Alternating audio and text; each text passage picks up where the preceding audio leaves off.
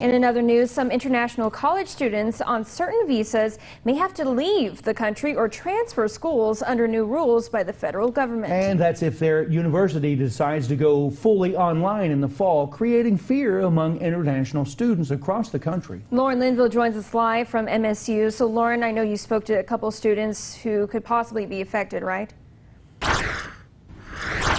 Yes, I did. And for now, MSU plans to return to in-person classes in the fall, but the possibility that that might not happen still has some of these students very concerned.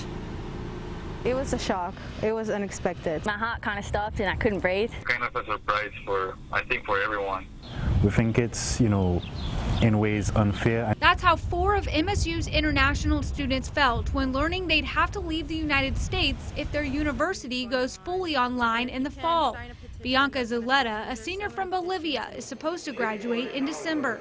It's really hard to already have made it to this point, that having to take that step back, a lot of people make so many sacrifices for this that it would all just be thrown away. One student from Honduras fears completing courses with limited internet resources if he's deported. Sometimes we live in countries that have difficulties on that, like here in the US, since it's a more ahead country, sometimes it's easier to keep track of classes. Sharon Burton from Dominica wants others to see the value in what international students bring to the table, as does Bridget Riley, a student from Australia. By and large, live by the rules, provide excellence, and of course, financial contribution to the U.S. system.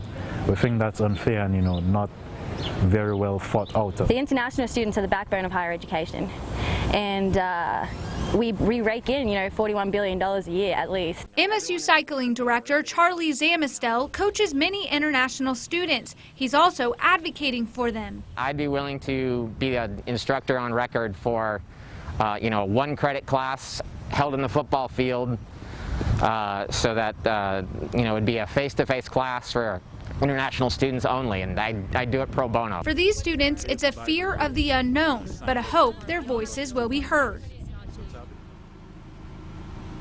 Now, MSU Global Education Director Dr. Michael Mills is hosting a Zoom meeting tomorrow with these international students and some of their coaches to talk about this. Okay.